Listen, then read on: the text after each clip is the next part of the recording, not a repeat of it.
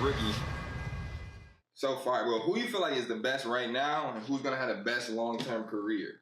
I think right now the best rookie, toss up Josh Jackson and my man Tatum over there in Boston, man. I think they both doing damage. But if I had to choose one, I'm gonna go with Tatum. I just maybe it's because he playing alongside Kyrie, he just looks better. Yeah, maybe. Maybe. I'm not going to say that I know for sure. I'm just be honest about it. It's probably because Kyrie making them look even better, but I like Tatum. The best rookies, to me, well, statistically is always different. Right. Stat-wise, like Ben Simmons and Lonzo about to go crazy, but... Real quick, is Ben Simmons considered a rookie this year? Yeah, okay, fine. Yeah. Dang, Ben Simmons and Lonzo are going to have the numbers, but Dennis Smith Jr. and Kyle Kuzma are problems, bro. Like, if they get the opportunity, they're going to be problems. I think long-term, Jason Tatum probably going to be the best player, like, long-term. Word. And I think De'Aaron Fox might be, too, because he just got that motor. Like, I don't really like that in point guards. Like, it's just that speed thing, but it shows success. Like, it's what John Wall had at first. Right. But that's what they like. Yeah. You know what? Long-term, I'm picking Markelle Fultz, even though he hurt now. I always knew coming straight out, I felt like, not just because he's number one, but I felt like he had that dog in him. He got that fight, he a little feisty little something. And I think that's what it takes coming in, maintain that, rather than you trying to grow it and then end up, I don't know, confidence being stalled because things don't go the way you want it to go the first 5 years, which is why I think that since he's got that dog, that's going to sustain him. He got the game, but I feel like off top, you got to come in like a Kobe. All the greats come in with a chip on their shoulder is what I'm trying to say. So I like to go with whoever going to be long-term. I like to go with the one with the biggest chip on their shoulder. And I think Markelle got that. What's crazy is I don't even think he going to end his career in the league. I don't think he going to. Ooh. I don't see it. Why so? I think Lonzo is going to have a forced career. Like, he's going to have a long-term career, and it's because they're going to make sure he does. Yeah. But a manufactured career. Yeah, right. Like, I don't think Markelle's going to make it, man. Oh, man. That hurt because I like him a lot, bro. I hope it's because of that injury. I hope that shoulder thing, and I can actually see some real game change when that's over with. But I don't like him right now. Me either. I don't like the way it's panning out. I'm gonna go the Tatum route, but I feel like if my ace in the hole, I'm gonna choose long term Markelle Fultz. But if I have to choose right now, I'm gonna just say Tatum. Even though I love Josh Jackson, they all playing with that dog. They got that spirit. You know, they real sprite on their feet. They feel like, look, I'm here. I'm in the NBA. I'm ready to ball. And them the ones I see. And Kuzma, like you said, like I like this rookie class, bro. But I'm gonna go with Tatum. I'm gonna go with Tatum. I like Josh Jackson as far as talent, like just straight talent.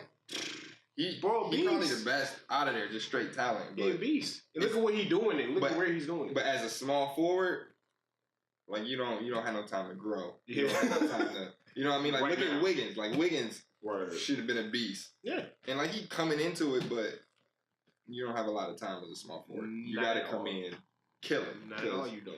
That's the spot. Now, Bus, I think everybody gonna hate me, but I don't see Lonzo. I don't see it. I don't see it as far as him being what everyone projects him to be, what we all believe he should be. I don't really see it. Why? Because I feel like it's a few games in, so everybody got to really, really give me some grace on this. Don't dog me too hard. But in the past few games, he looks like standoffish, chill, way too lax type of player, man. And I don't know if that's going to be good against these professionals that's already going after you. You know, I feel like, okay, that's your personality. You're chill. I'm not trying to make you be nothing that you're not. But you in the pros now. That might have worked in college. But these dudes are grown, strong, fit, LeBron James built, already heard what people have been writing and saying about you. He's way too lax. He came out flat. Most rookies do. I'm not dogging him for that. He turned around, had 29-point game, and went back flat again. When I'm watching the games, it is no sense of urgency there. He got game. But the fact is, there's no want to. There's no leadership. Like, you're a Laker, bro. You are the second coming of Kobe Bryant, what Magic Johnson wants you to be. You're starting your first year in purple and gold. And you got to play like Steph is? Steph, what, how? Just cool, laid back. He is, but at the same time, the hype wasn't the same way when he came out of Davis. Right, of course. We're expecting so much out of Lonzo. But I feel like you're saying he's not going to make it because of that laid back attitude. I absolutely feel like the game is matching his game. The game is matching his attitude.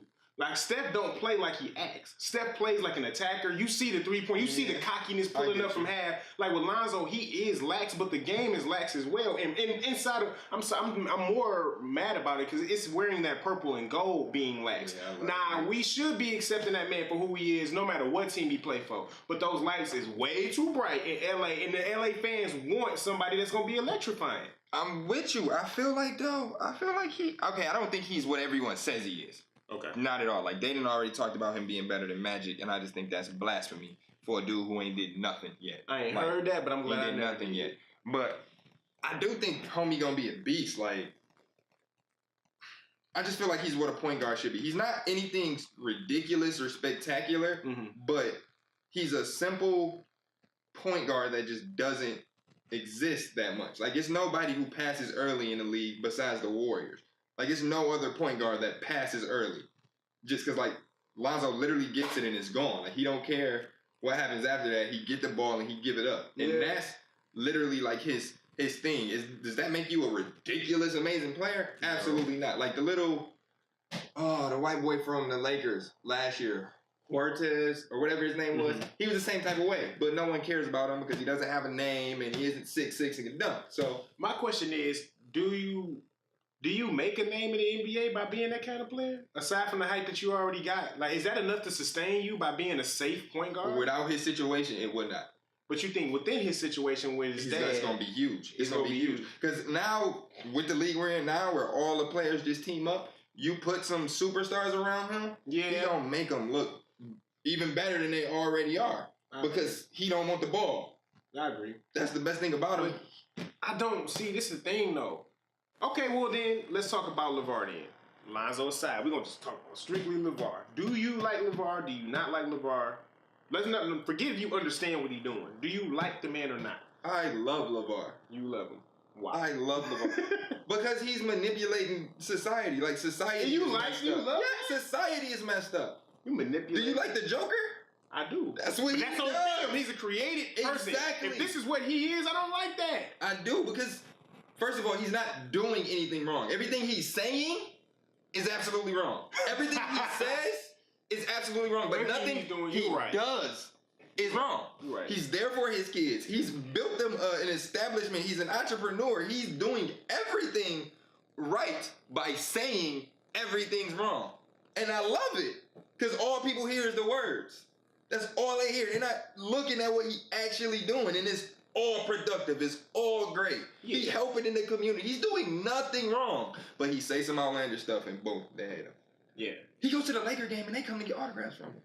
For what? What does he do? What is his job description? Right. What was his job description before? Exactly. Because you know what? They was living in that big old house way before the NBA. And I'm like, this dude making way too many appearances on ESPN. The house is already huge. His son is in college. What was this man's occupation before his son became an NBA prospect? Like, what does he do? He's the opposite of Instagram. And he living in Chino Hills. Like, come on, bro. If I had to vote, and I know love or hate is so harsh. We shouldn't be hating anybody. But if it's a love or hate thing, let's just be extreme. This is HoopRun. Right. This is what the world talking outlandish. About. Let's just go ahead and be as outlandish as he is. Love or hate, I hate Lavar. I hate Lavar because I feel like, all right, I'm about to be the one that's going to go against the grain. Y'all want to swear up and down that this man is just simply a good father, he's a black man, and he's a black man in his black children's lives. We don't see that often, so why don't we just hooray and celebrate the black man being in his kid's life and not just being a deadbeat off somewhere with a secret family and just never contacting his kids? Look, the man call it what it is. He might be doing all that stuff, but he's still exploiting his kids. I don't care. He is exploiting them because at the end of the day, he's living vicariously through Lonzo, and he's going to live vicariously through them other two. All of his dreams. What's exploit? What does that mean? Exploiting is this. I'm going to say some stuff that's probably going to either make or break your career, and I don't care as long as I get famous for it. And again, what can Lavar say that's going to break Lonzo? I can beat Michael Jordan in a game one-on-one. How's that going to break Lonzo? I don't need Nike need me. I don't need a deal. When you can't strike a deal with businesses, you bash them. Like, all that Kanye West type of stuff. Like, being a villain purposely because people don't want to give you your way. Isn't Kanye huge and super rich? But he was huge and super rich before he went on crazy Kanye blind, mama died, blind my hair, I didn't waste a heart race. You was already good. So you turn into the villain, the Dark Knight for no reason at all. I feel like he is that brat. Like, I feel like he's not being if it was just strictly business and being professional, he's not going about business and professionalism very well at all. Just because people don't want your big baller brand, you don't hop up there and then start dogging these billion-dollar companies just because they don't rock with you. That's gonna look negative on Lonzo, who's just chilling, But that's what I'm saying. Y'all associating that. We got to, because that's... No, you don't have to do anything. We have to. You don't. We have to. Lonzo ain't did anything. Listen, I'm going to tell you, we don't have to hate Lonzo because of his dad. That's as far as I'm going to go. Everybody should love the kid for who he is. Now, we're going to associate everything that Lavar does with his son because his son is his brand. His son is big. It should be called Lonzo Big Baller Brand because that's how Lonzo's going to wear the shoes. That's what's going to sell it. This is the start of the company. Next is LaMelo. There's going to be LaMelo Baller Brand. Then it's the other one. It's sad we don't know his name. LiAngelo. Baller Brand. Like, we gonna keep... No! This is the start of it. The thing is, he's gonna do the same thing for LaMelo next. And then he's gonna do the same thing for LiAngelo. Like, he's gonna do it for all of them. Like, we're seeing it at the beginning. And so we're like, what is he doing? I know why people hate him. Y'all like him. It's like y'all overlook the reasons to hate because y'all understand the reasons to love. No, that's just... Let's not act like that. Let's not act like he's just that ever-present father that only cares about his kids. No, he's looking for personal gain, and everybody know it. And he'll tell you to his face. Who's not? Oh, everybody is. But I feel like if he could be the one, that's why he walks out on NBA First Take Set. I mean, on ESPN First Take Set before Lonzo walks out. Because he wants to be the face. This is his one shot at life. This is one shot at everybody only got one shot. I don't listen. He does those things because he knows you care. But he ain't discreet about it at all. He does it because he knows you care. That's the only reason he does it. It's like if I just flick your hat off because I know it's gonna make you mad. Yeah, I know, but it's like why because I know it is. Why do we have to sit up here and act like the man is not doing this stuff just for? I feel like manufactured publicity is the worst to me. When you do stuff on purpose, you're insulting my intelligence, like acting like you didn't say that to get a hot takeoff because you knew everybody was gonna be talking about it. But see, you basing this off your intelligence. Everyone else is eating this up. He sat on First Take and said, "See, when I walk off in this set, y'all gonna be wondering what Lavar talking about next." And Stephen A's like, "I ain't worried about you, so I'm gonna be out here doing whatever I gotta do. I don't think about you every day." But that statement let me know he knew what he was doing. Exactly. He knows what he's doing. And they lined up at that LA game to get signatures from him. They do. So it's working. I don't like it. I hate it. That was the question. I hate what LaVar Ball is. It's wolves and it's sheep. He making this money off the sheep. It's whack to me, bro. Like, it's a business move. I feel like if you're gonna just be controversial, just be that by nature. Don't be trying to do stuff just to get a rise out of people. That's insulting my intelligence, and I hate that. I get what you're saying. Like, I want the genuine... Be genuinely controversial. But at the same time, you only get one shot at life. You know what I mean? Like, he got a family. But ain't got no... he genuine with them. Like, it's about what you care about. That's real. He genuine with them. I'm sure he's everybody else. I'm sure he is. But it's like Charles Barkley from day one, from 2001.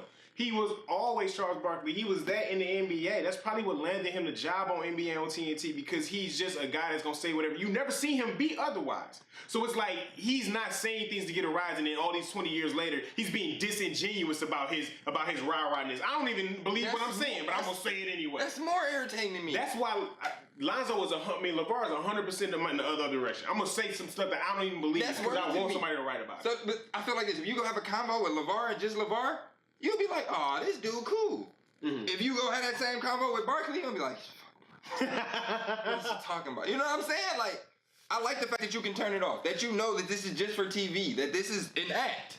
I like the fact that you know that. I like that. I do like that. I guess part I don't. I do like that. I'm gonna say, let me sit here real quick, because you're right. I do like the fact that you know how to. Floyd Mayweather. Floyd says it himself. Man, I do that to sell fights. Now, when Ronda Rousey was coming at him after he was retired, right before this whole new fight, when he was retired, he said it, man, listen, she can say what she wants. I'm not going to talk, if I were to talk back to her because I was trying to promote a fight, I'm not that guy. So what you're saying about LaVar, that's real. If he know how to turn it on and turn it off, that is a smart thing. I just think that once the camera is on, I just hate it because it's just so he look obvious.